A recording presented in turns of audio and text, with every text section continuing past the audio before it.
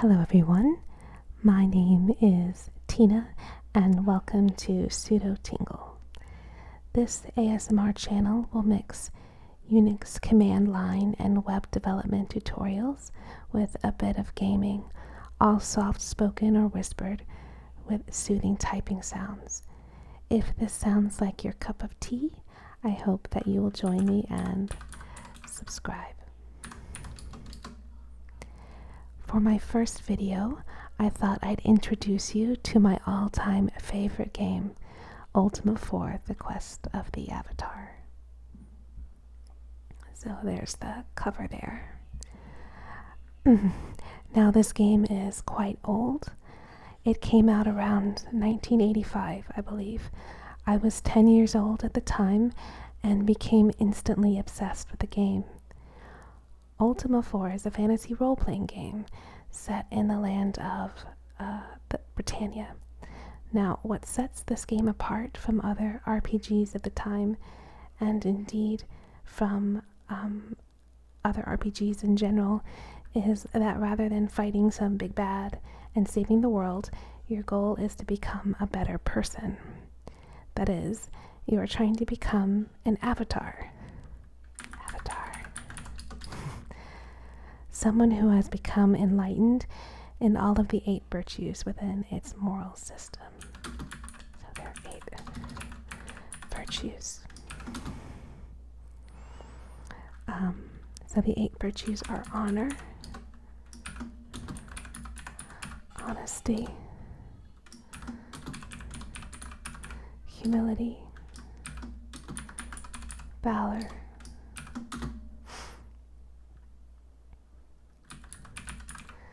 spirituality. Oh, I misspelled that. Spirituality. Compassion, justice, and sacrifice.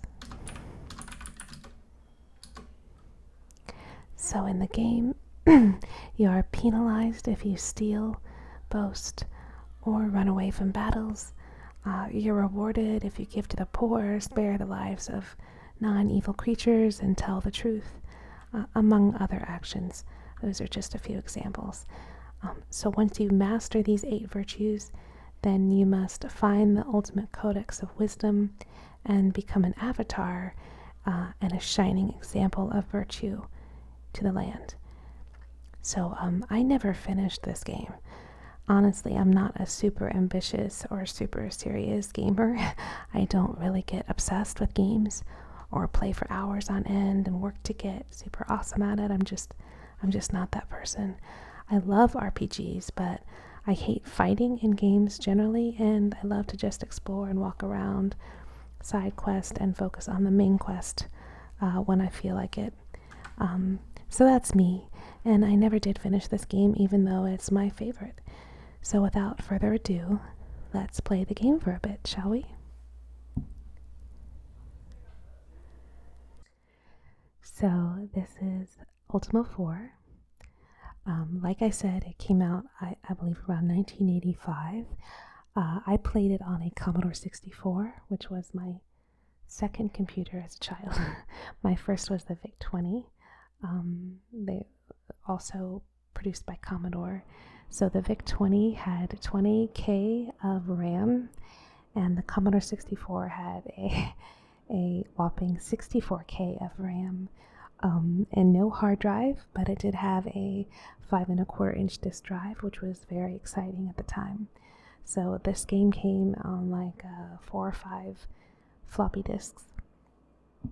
So here's the little opening screen here. And if you press the space bar, you have your options. In another world and a time to come. So you can either journey onward or initiate a new game. So we're going to journey onward. Oh, no, actually, we're going to initiate a new game. So we'll start over here. Okay, by what name shalt thou be known in this world and time? Tina. Art thou male or female? I am female. Okay, so it has this little opening story that draws you into the game. You start out on Earth. You don't start out in Britannia. And you just start out as a normal, regular person. The day is warm, yet there is a cooling breeze. The latest in a series of personal crises seems insurmountable. You are being pulled apart in all directions. Yet this afternoon walk in the countryside slowly brings relaxation to your harried mind. The soil and strain of modern high-tech living begins to wash off in layers. That willow tree near the stream looks comfortable and inviting. The buzz of dragonflies and the whisper of the willow's swaying branches bring a deep peace. Searching inward for tranquility and happiness, you close your eyes. A high-pitched cascading sound like crystal wind chimes impinges on your floating awareness. As you open your eyes, you see a shimmering blueness rise from the ground. This sound seems to be emanating from this glowing portal. It is difficult to look at the blueness. Light seems to bend and distort around it, while the sound waves become so intense they appear to become invisible. The portal hangs there for a moment, then with the rush of an imploding vacuum, it sinks into the ground. Something remains suspended in midair for a moment before falling to earth with a heavy thud. Somewhat shaken by this vision, you rise to your feet to investigate. A crude circle of stone surrounds the spot where the portal appeared. There is something glinting in the grass. You pick up an amulet shaped like a cross with a loop at the top. It is an ankh, the sacred symbol of life and rebirth. So I will stop at this point just to mention that since these games didn't have, very impressive graphics and the technology was a bit limited, they made up for this lack in creating really good storyline, number one, and also having just amazing packaging. So the packaging, you had this little box and you open the box and inside is a cloth map, a little metal ankh, this ankh they're talking about, and it came with a history book and it also came with a magic book. And they were really nice. They're really nicely made. And that was one of my favorite parts of the game, was having all of these little goodies that you would get with the game. So moving on. But this could not have made the thud. So you look again and find a large book wrapped in thick cloth. With trembling hands, you unwrap the book. Behold, the cloth is a map, and within lies not one book, but two. So here they're talking about the things that you get in the package, in the gaming box. The map is of a land strange to you, and the style speaks of ancient cartography. The script on the cover of the first book is arcane but readable. The title is The History of Britannia as Told by Kyle the Younger, and this is the history book that I mentioned. The other book is disturbing to look at. This is the magic book. Its small cover appears to be fashioned out of some sort of leathery hide, but from what creature is uncertain. The reddish-black skin radiates an intense aura suggestive of ancient power. The tongue of the title is beyond your ken. You dare not open the book and disturb whatever sleeps within. You decide to peruse the history. Settling back under the willow tree, you open the book.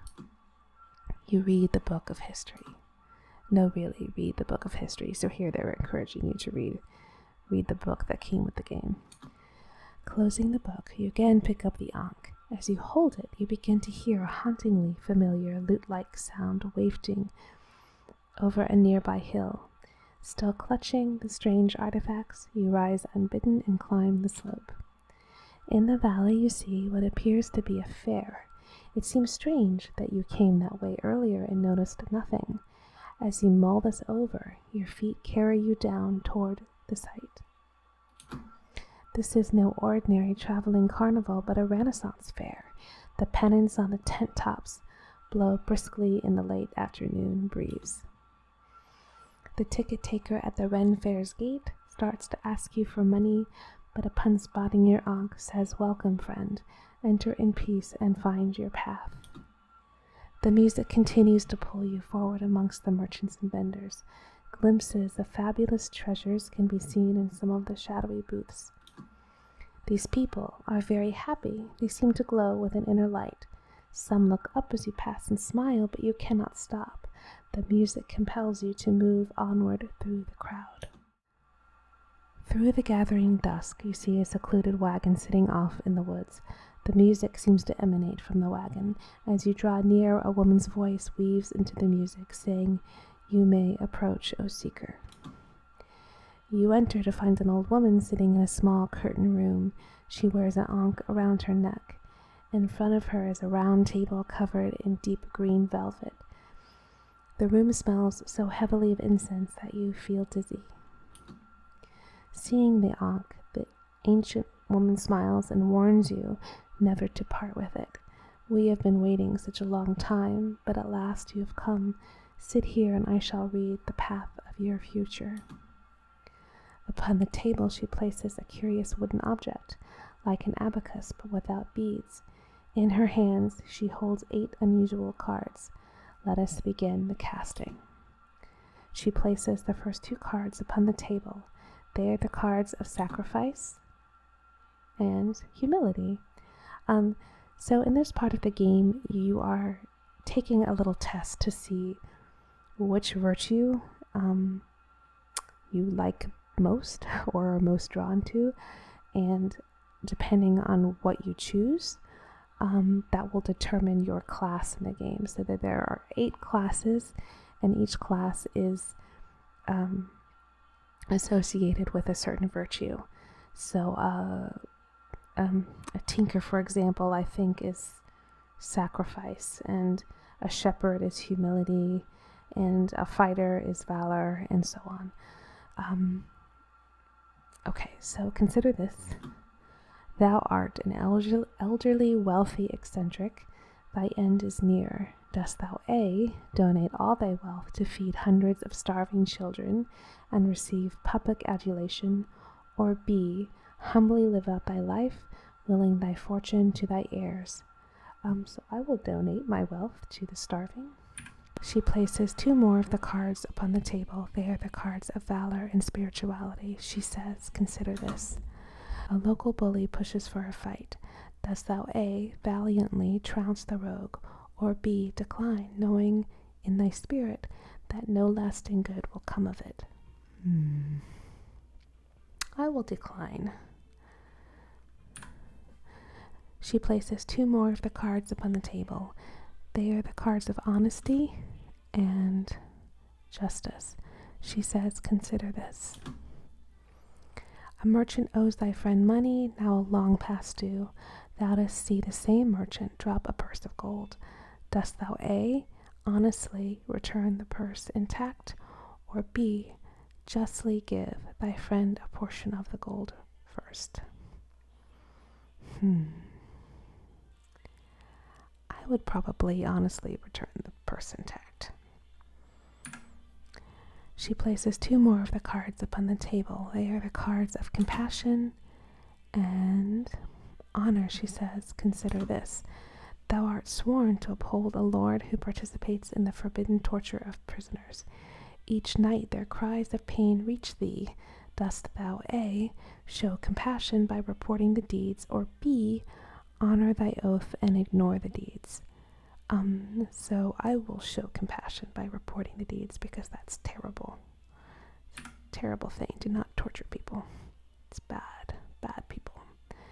She places 2 more of the cards upon the table. They are the cards of compassion and spirituality. She says, "Consider this. Thou hast been taught to preserve all life as sacred. A man lies fatally stung by a venomous serpent. He pleads for a merciful death. Dost thou A, show compassion and end his pain, or B, heed thy spiritual beliefs and refuse?" Okay, so I will show compassion and end his pain. Thee and thy friend are valiant but penniless warriors. Thou both go out and slay a mighty dragon. Thy friend thinks he slew it. Thee did. When asked, dost thou A, truthfully claim the gold, or B, allow thy friend the large reward? I mean, the nice thing would be to let your friend have the large reward, but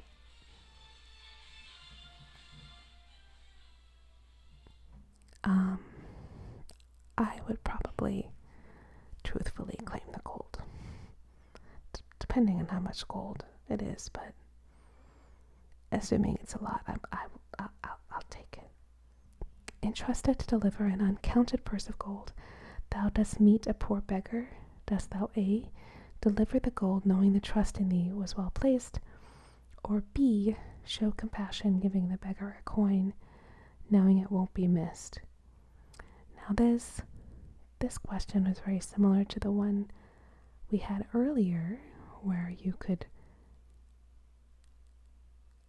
take the money from the coin purse to pay back your friend who's owed money. And in that case, I didn't give the friend the gold that they were owed. But in this case, I will go ahead and give a coin to a poor beggar, because probably the poor beggar needs it more than my friend does, presumably, and also it's just one coin, it won't be missed, so I'm not too worried about it. So I will show compassion. So since this is the last set of cards, know that whatever card you pick at the very end will determine, your class. So I'm choosing compassion, so that will make me a bard in the game, which is good because I think a bard is a pretty easy character to play with. They're pretty versatile characters. The final choice, the incense swells up around you. The woman speaks as if from a great distance, her voice growing fainter with each word. So be it, thy path is chosen. There is a moment of intense, wrenching vertigo. As you open your eyes, a voice whispers within your mind, seek the counsel of thy sovereign. After a moment, the spinning subsides, and you open your eyes to... Okay, and then here you are in the game. So this is the beginning of the game. So I am a bard. I think we can see that if I look at my stats. See, I'm bard. You can see on the left, I'm a female. On the right, I forget what the G means. I think that means that I'm in good health. I'm not poisoned or anything. You can see my magic is 6 magic points. I think it's points. My strength is 17. My dexterity is 26. My intelligence is 22. And I'm equipped with a sling, and I'm wearing cloth. I'm already at level 3 for some reason. I don't know why. I have 300 hit points. I forget what the HM means. Maybe that's... Oh, my maximum. So the maximum I can have is 300. So as I get hurt and stuff, the hit points will go down, but the hit maximum will stay. And my experience is 240 for some reason. So I already come in the game with a little experience. I'm already on level 3. And you see in the middle there, let me see if I can, this shows my food and my gold. Okay. So this square here shows, the countryside where I am, like on a little overhead map. You can see there's a castle here, and here's a town here. This is the town of Britain. I start out here because I'm a bard, and bards come from Britain, so it's convenient to become a bard and end up here because you're right by the castle and can talk to Lord British right away, so that's good. At the top here you see these little moons, these little moon phases. They're the twin moons of this world, and there's I can't think of the word. My mind blanked. What is it? Like a portal transport system. There's these little portals that you go through that will take you instantly to the other points on the map, and where you'll end up depends on one of the moons, and when the portals appear depends on the other moon. So once you know the moon phases and what points on the map they refer to, you can figure out how to get around. Okay, so I'm going to go ahead and enter the castle. So I'm entering the castle, so it switches to the town view. So here's a guard here. You can talk to anybody in the game, or in the towns, that is. You can't talk to monsters and bad guys, but you just talk. A lot of them don't say much. The guards don't say much. But with any person in the game, you can ask them their job. You can ask them their job. And when they tell you their job, you can then take keywords from what they say to get more information. Guard. He guards the castle. I'll say castle.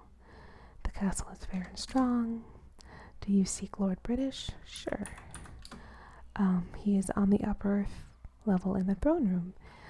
You can also ask about their health. Couldn't be better. Okay, so I'll say goodbye. There's a jester there. Gonna skip over him. There's a little Ankh up there. Open the door. And then I'll climb the ladder. And go down over here. And up here is Lord British. The little thrones. There he is. So I'll go ahead and talk to him. Lord British rises and says, "At long last, Tina, thou hast come. We have waited such a long, long time." He sits and says, "A new age is upon Britannia. The great evil lords are gone, but our people lack direction and purpose in their lives. A champion of virtue is called for. Thou may be this champion, but only time shall tell. I will aid thee any way that I can. How may I help thee?" So I'll put champion. Let's try virtue. He says the 8 virtues of the Avatar are honesty, compassion, valor, sacrifice, honor, spirituality, and humility. Ask about valor. See if he says anything about. Many valiant fighters come from Jellum in the Valerian Isles. Okay, if I put compassion. The bards in the town of Britain are well versed in the virtue. Okay, so he'll just tell you what class and what town is associated with each virtue. Let's try avatar. To be an avatar is to be the embodiment of the 8 virtues. It is to live a life constantly and forever in the quest to better thyself in the world in which we live. Okay, so what I'm going to do, okay, help. To survive in this hostile land, thou must know thyself. Seek ye to master thy weapons and thy magical ability. Take great care in thy first travels in Britannia. Until dost well know thyself, travel not far from the safety of the towns. Okay, so we'll leave him for now. We got his basic little spiel. So I'm gonna go ahead.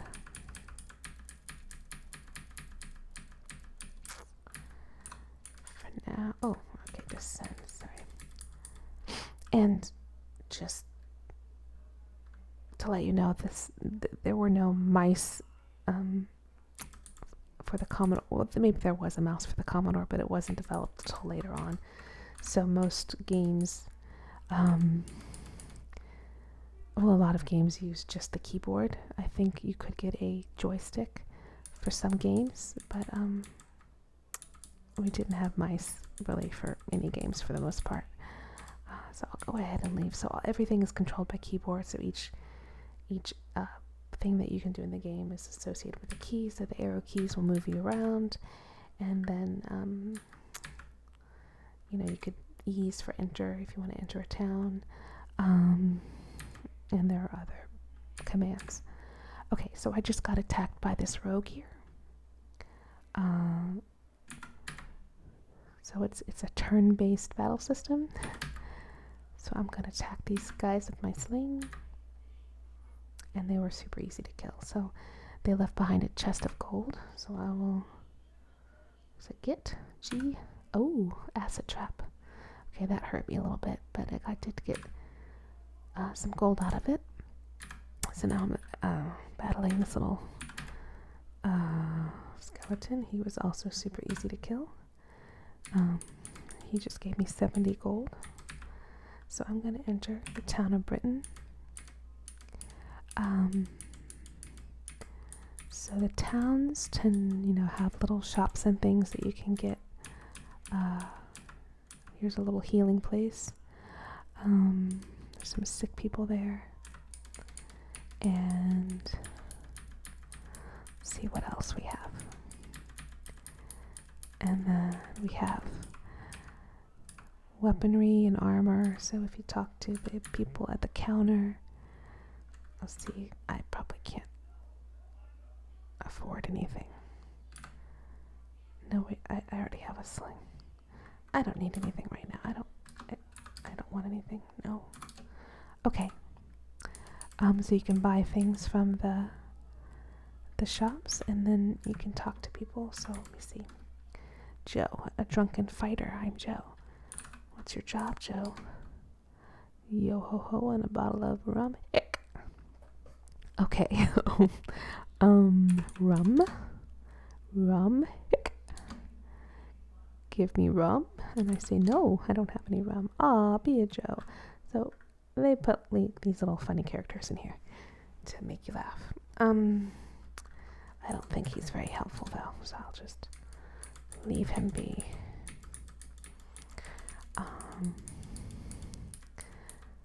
Oh, here's a beggar, a little beggar guy. You meet a poor beggar. Job. I have no job, so now I beg. Beg. Please help me. Wilt thou help me? I say yes. So, in return, I shall tell thee that Pepper knows of the rune.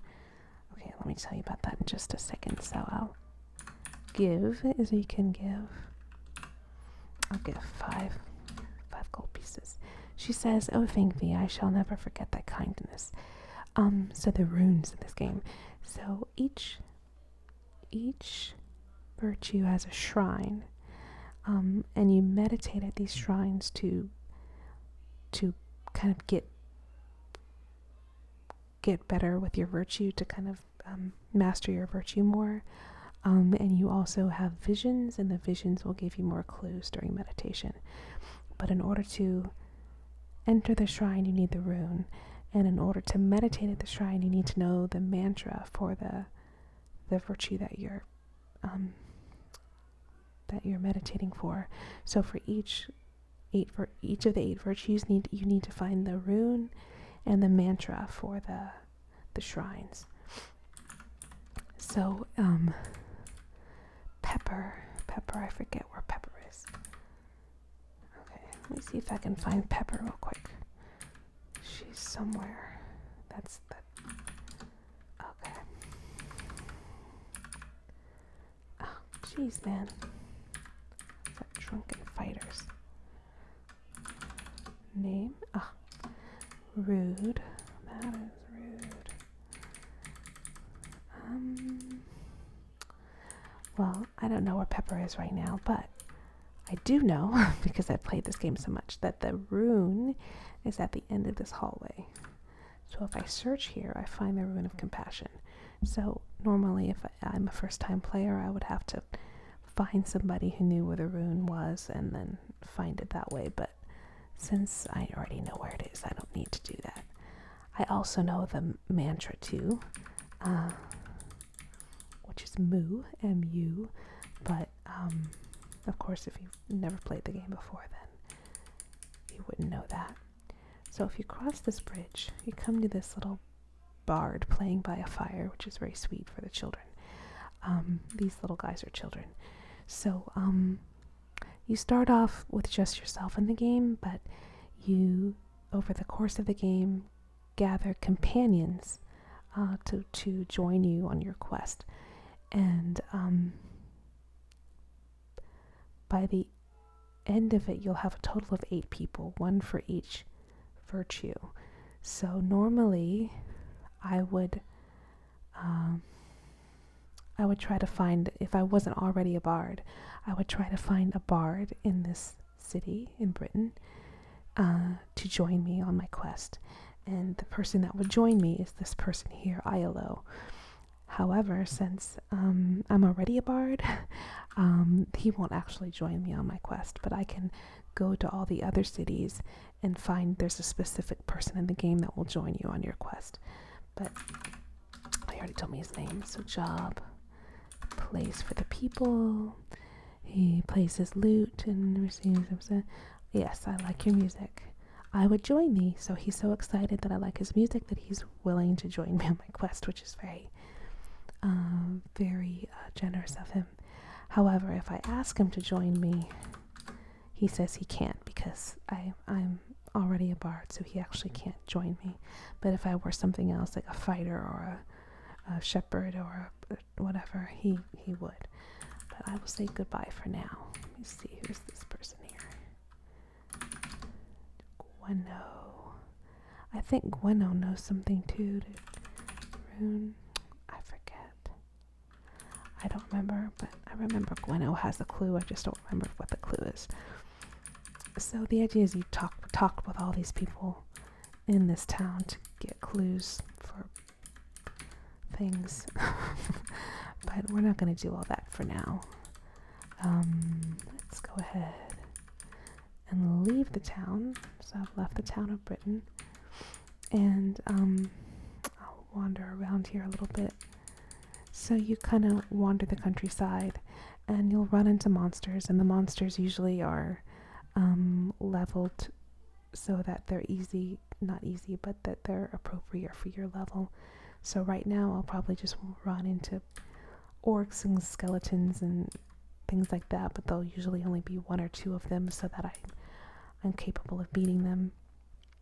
And you'll see there's like shrubbery here, there's grass here, and when you get into, there's some orcs there, but when you get into things like forest and shrubbery and hills and mountains, it can be harder to cross. You'll have trouble. That won't be as easy to move through. I'm just gonna attack. Okay, and then I'll just kill these guys real quick. So the fighting generally isn't that hard. I think once you start going into the dungeons and stuff, it gets a bit harder.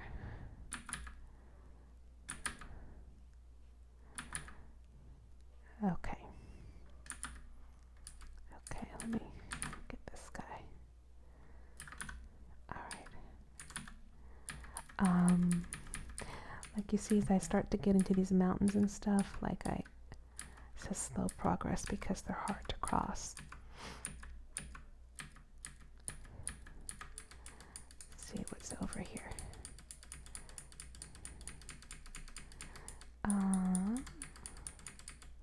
Okay, so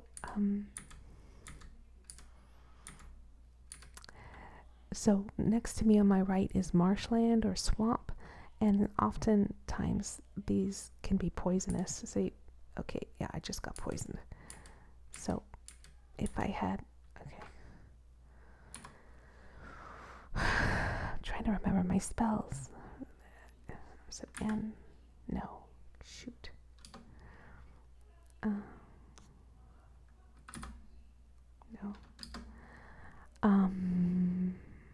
Shoot.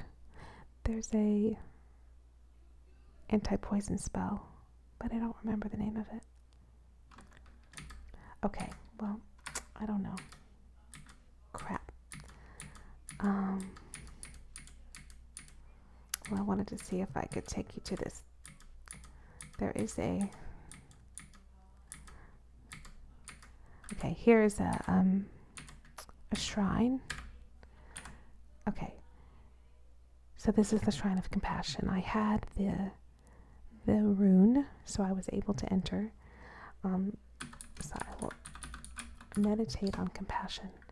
So I'll meditate for 3 cycles. I always meditate for 3 cycles. I don't know why you would do 1 or 2, but I always just do 3. So you begin the meditation and you sit there and meditate.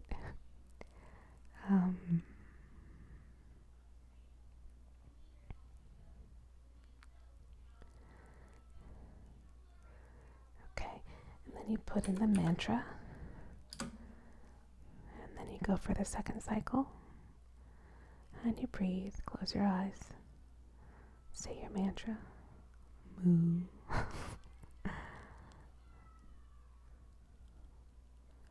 Okay, and